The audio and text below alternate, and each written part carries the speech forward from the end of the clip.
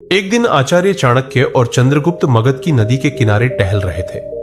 चारों ओर शांति थी, हल्की हवा बह रही थी, पर चंद्रगुप्त का मन उदास था। चाणक्य ने उनकी चिंता भांप ली और पूछा, पुत्र, क्या बात है? तुम्हारा मन इतना उलझा क्यों है? चंद्रगुप्त ने सांस ली और बोले, गुरुदेव, मैं सब पर भरोसा करना चाहता हूं, अपने नौकरों पर, दोस्तों पर, रिश्तेदारों पर, यहां तक कि विद्वानों पर भी। लेकिन बार बार कोई ना कोई धोखा दे देता है। कोई राज बाहर चला जाता है, कोई साथ छोड़ देता है। आखिर कौन लोग सबसे ज्यादा धोखा देते हैं? चाणक्य मुस्कुराए और बोले, पुत्र, यही सवाल हर इंसान के मन में आता है, चाहे वह राजा हो, व्यापारी हो या परिवार का मुखिया।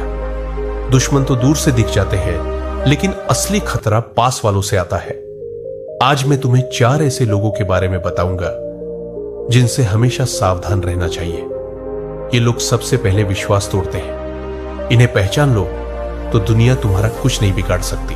पहला, वह नौकर जो सिर्फ पैसे के लिए काम करे। चाणक्य ने नदी के किनारे बैठते हुए कहा, पुत्र, नौकर का काम है वफादारी दिखाना, लेकिन अगर कोई नौकर सिर्फ पैसे या फायदे के लिए तुम्हारे साथ है तो वह नौकर नहीं, मौकापरस्त है।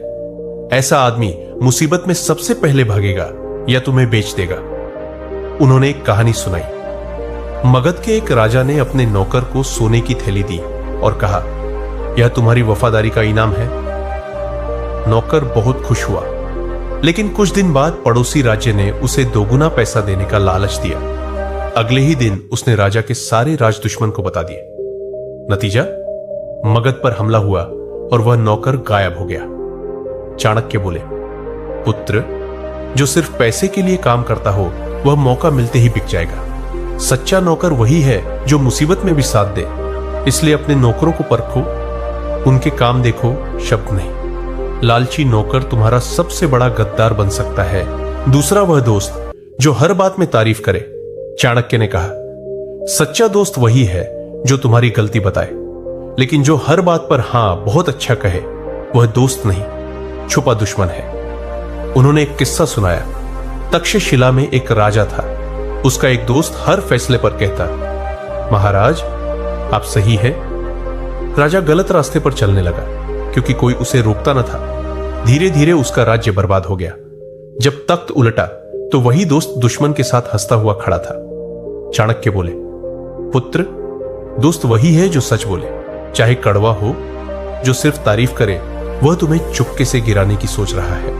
ऐसे दोस्तों से बचो, क्योंकि उनकी मीठी बातें जहर का काम करती हैं। तीसरी बात, वह रिश्तेदार जो तुम्हारी तरक्की से जलता हो। चाणक्य ने कहा, पुत्र, खून का रिश्ता हमेशा सच्चा नहीं होता। जलन रिश्तों को खोखला कर देती है। उन्होंने एक उदाहरण दिया। पांडव और कौरव एक ही परिवार के थे, लेकिन दुर्योधन को पांडवों की सफलता देखकर जलन हुई। उसने मीठा बोला, लेकिन पीठ पीछे युद्ध की साजिश रची।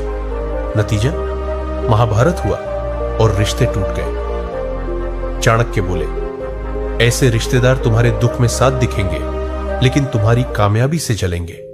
सच्चा रिश्तेदार वही है जो तुम्हारी तरक्की में खुश हो।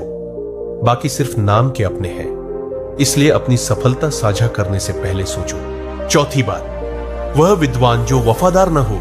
चाणक्य ने गंभीर स्वर में कहा, पुत्र, सबसे खतरनाक वो विद्वान है जो बहुत जानता हो लेकिन वफादारी न रखे। वह तुम्हारे सारे राज जानता है और मौका मिलते ही उन्हें दुश्मन को बता देता है। उन्होंने एक कहानी सुनाई। नंद वंश के एक राजा ने अपने दरबार में एक विद्वान रखा। वह नीतियों का जानकार था।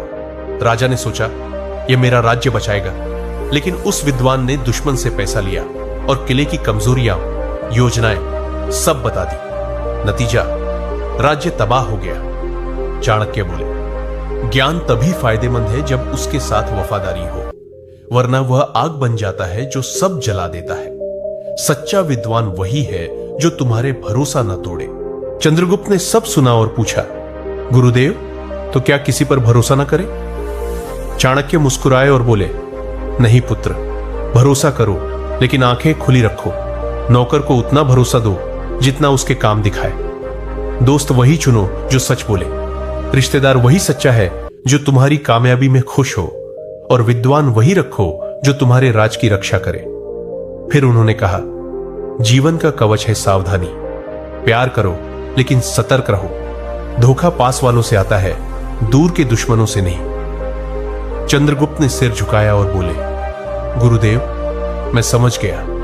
असली समझदारी यही है कि पास वालों को परख लिया जाए। तो मेरे दोस्तों, चाहे आप राजा हों, बॉस हों या परिवार के मुखिया, इन 4 लोगों से सावधान रहो। यही चाणक्य की नीति है, यही जीवन का कवच है।